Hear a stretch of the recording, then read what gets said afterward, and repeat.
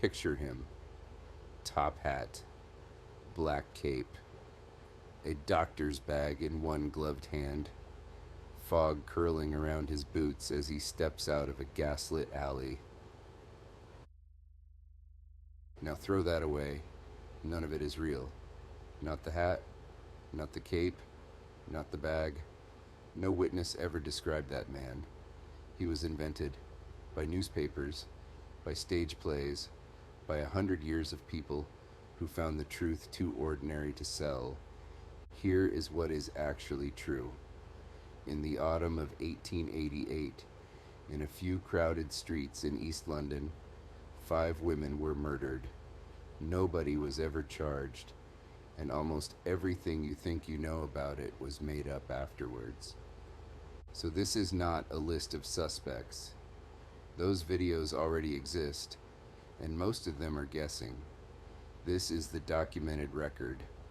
What was found, what was written down, what the police actually did, and where the invention starts, including the name itself, which was almost certainly a hoax. First, the place, because the place explains more than any suspect ever has. Whitechapel in 1888 was one of the poorest districts in the British Empire, an area of a few square miles holding something like 80,000 people. Families lived one to a room. The lodging houses, the doss houses, charged a few pence a night for a bed you shared, and if you could not produce the money by the early hours, you were put back out into the street. That detail matters more than it sounds. Several of the murdered women were out at 3 and 4 in the morning because they had nowhere else to be. The streets themselves were narrow, unlit for long stretches, and threaded with courts and passages where a person could step out of sight in seconds. There was no forensic science, no fingerprinting in British police use yet, no blood typing, no usable way to photograph a dark alley.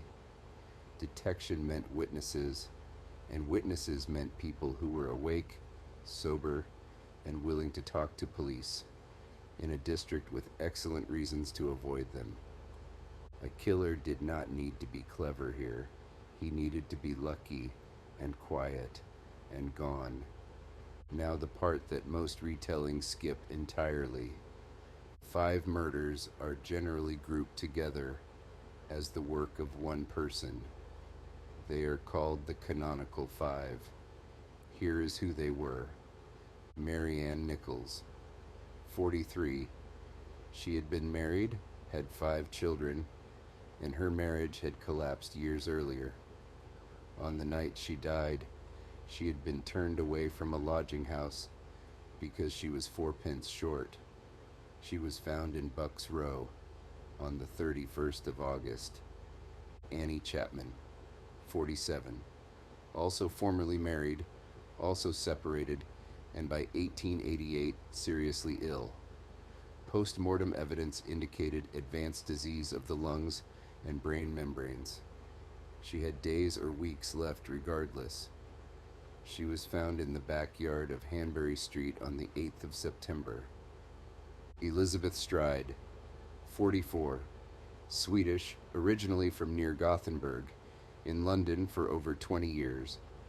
She was found in Dutfield's yard in the early hours of the 30th of September. Catherine Eddowes, 46. She was found in Mitre Square less than an hour after Stride, and this becomes important in a different police jurisdiction. She had been released from a police cell earlier that same night, having been held for being drunk. Mary Jane Kelly, around 25, the youngest by 2 decades, and the only one killed indoors, in her own room at Miller's Court on the 9th of November. 5 women, ages 25 to 47. Most of them had been married. Most had children. All of them were, by the autumn of 1888, extremely poor. For a century, they were described almost entirely by the manner of their deaths, and usually with one word attached to all five, as if it were established fact. Modern reassessment of the records has challenged that, arguing at least some of them were not working as prostitutes at all, and that several were most likely attacked while sleeping rough. That reassessment is debated.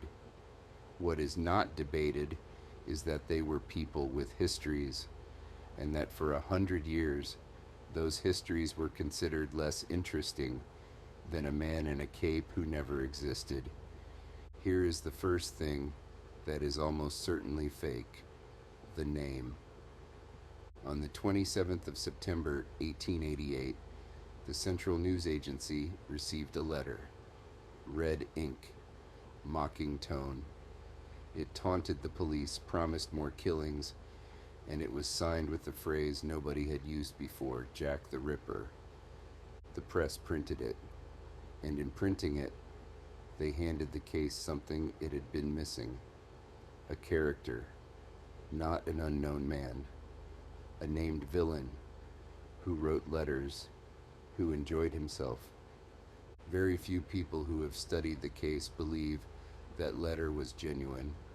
The prevailing view, including from officers at the time, is that it was written by a journalist to keep a fading story alive. One senior policeman later stated plainly that he believed he knew which reporter was responsible. Over the following months, police received something in the order of 200 letters claiming to be from the killer. The overwhelming majority were obvious hoaxes, so the most famous name in criminal history was, in all likelihood, invented in a newsroom to sell papers. It worked. It is still working now. There is one exception, one piece of correspondence that investigators took seriously, and still do. In mid-October, George Lusk, a local builder who chaired the Whitechapel Vigilance Committee, a group of residents patrolling the streets themselves, received a small parcel. Inside was half a human kidney. With it came a short letter, badly spelled, headed not with an address, but with 2 words: from hell. It claimed the writer had fried and eaten the other half. The kidney was examined. Opinions at the time differed on what could be concluded from it, and modern commentators still disagree about how much weight it carries. It may have come from Catherine Eddowes, whose left kidney had been removed. It may equally have been a grim prank using material obtained from a medical school, which was unsettlingly quite possible in 1888. But of the hundreds of letters, this is the one that has never been comfortably dismissed. It is also the one nobody quotes, because it does not sound like a villain in a play. It sounds like somebody who cannot spell, and who has posted an organ to a builder. The single greatest piece of evidence in the case was destroyed by the police, on purpose, within hours. On the night of the double murder, a piece of Catherine Eddowes' apron, bloodstained cut away, was found in a doorway on Goulston Street. Directly above it, chalked on the wall, was a sentence. The exact wording is disputed, because officers who saw it wrote it down slightly differently. It referred to the Jews, an unusual spelling, and said in effect that they were the men who would not be blamed for nothing. Here is where the case is nearly lost. This was a physical link between the killer's route and a written message. The obvious action was to photograph it at first light. The commissioner of the Metropolitan Police Sir Charles Warren ordered it washed off before that could happen. His reasoning was not stupid. Anti-Semitic feeling in the district was already dangerous. There had been unrest, and a sentence like that on a wall at dawn could have triggered a riot. He judged public safety more urgent than a piece of chalk, but it meant the only surviving record of the most direct message in the entire case is a handful of policemen's handwritten notes that do not agree with each other. People assumed the police were incompetent. Mostly, they were working without tools that did not exist yet. There was no fingerprint system in use in Britain in 1888, no blood typing that would not arrive for over a decade, no way to tell whether blood at a scene was even human, no centralized criminal database. Photography of crime scenes was in its infancy. Then there was the jurisdiction problem. 4 of the murders fell to the Metropolitan Police. Catherine Eddowes died in Mitre Square, which was City of London territory, a separate force with separate records and separate command. 2 organizations investigated overlapping halves of the same case, and the paperwork did not survive intact. Files were lost, damaged, weeded, and over the following century, quietly stolen by people who wanted souvenirs. Documents that investigators in 1888 could read are simply gone. So when someone says the answer is in the files, much of the file no longer exists. There have been more than 100 named suspects. Almost all of them were proposed long after everyone involved was dead. The names that come from people actually working the case are a much shorter list. A senior officer's private memorandum, written in 1894, put forward 3. A barrister who took his own life shortly after the final murder.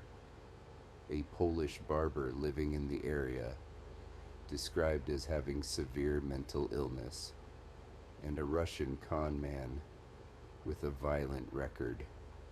Note what that memorandum is. It is one official's opinion, written 6 years later, not a case against anyone.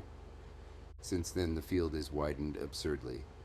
A royal grandson, a famous painter, a children's author, a doctor, sailors, surgeons, midwives. Books have named a new killer roughly every couple of years for a century, and each was going to close the case. None have, and the reason is structural, not clever. To convict, you need evidence tying a specific person to a specific scene. That evidence was never gathered because in 1888 there was no way to gather it. Which brings us to the modern version of the same problem. In recent years, there has been a widely reported claim that DNA testing identified the killer, specifically the Polish barber from that memorandum. The testing was done on a shawl said to have been recovered from the Mitre Square scene. Take the chain of custody seriously for a moment. The shawl's documented history does not run cleanly back to 1888. It has been handled, stored, and displayed across more than a century by many people without forensic controls. The scientific response has been skeptical. Researchers have criticized the methodology, questioned whether the genetic markers reported are anywhere near specific enough to identify one individual, and pointed out that the claim has not been published in a way that allows proper scrutiny. It might be right, but an object with no verified provenance producing a result nobody can independently check is not the same thing as a solved case. And every few years, another version of this arrives. So why is this the most famous unsolved case in the world? Not because it was the worst. Worse happened in that district before and after, and nobody remembers those names either. It is famous because of timing.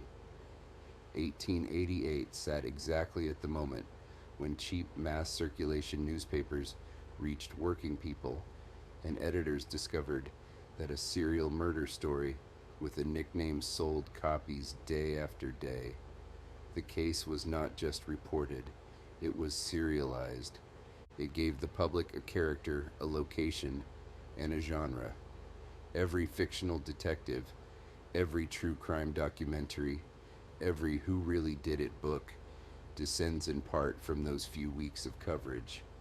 The man was never identified, but the story was built so well that we are still inside it.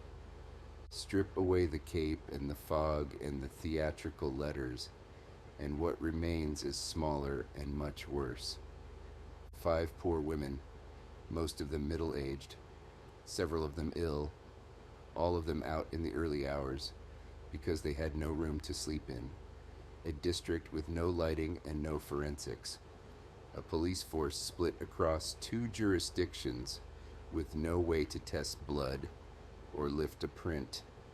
A message on a wall washed away by breakfast.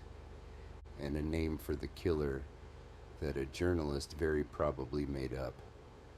Their names were Ann Nichols, Annie Chapman, Elizabeth Stride, Catherine Eddowes, and Mary Jane Kelly. Those are the 5 things in this story we are actually certain of. If you knew any of that already, tell me below, and tell me which part of the